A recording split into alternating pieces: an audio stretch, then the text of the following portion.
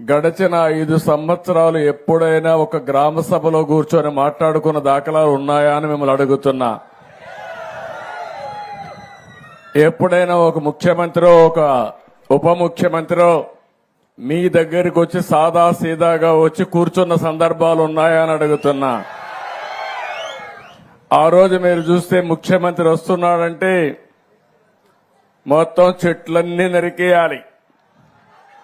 ఇక్కడికి వచ్చుంటే ఈ పల్లాలమ్మవారి దేవాలయంలో మొత్తం చెట్లన్నీ నరికేసేవాడు. అవునా కాదా గుర్తు తెచ్చుకోమంటున్నా.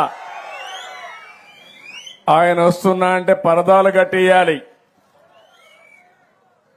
అదే సమయంలో అందరి ఇళ్ల దగ్గర అరెస్ట్ చేసేయాలి. ఎవరు బయట రాకూడదు.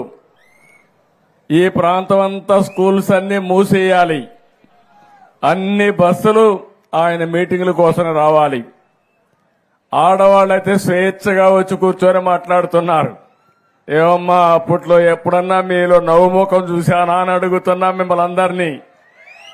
స్వేచ్ఛ ఉందా అని మిమ్మల్ని అడుగుతున్నా. మిమ్మల్ని బలవంతంగా డాక్రా సంఘాలని బలవంతంగా తీసుకొచ్చి పెద్ద పెద్ద మీటింగులు పెట్టి ఉదయం నుంచి సాయంత్రం వరకు మీకు పనిష్మెంట్ ఇచ్చే రోజులవి. ఆ రోజులన్నీ అయిపోయినాయి.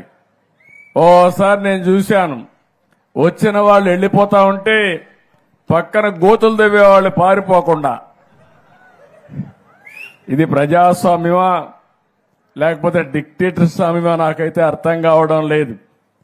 నేను అందుకని నేను గాని మిత్రుడు పవన్ కళ్యాణ్ గారు వచ్చిన తర్వాత ఒకే మాట చెప్పాం.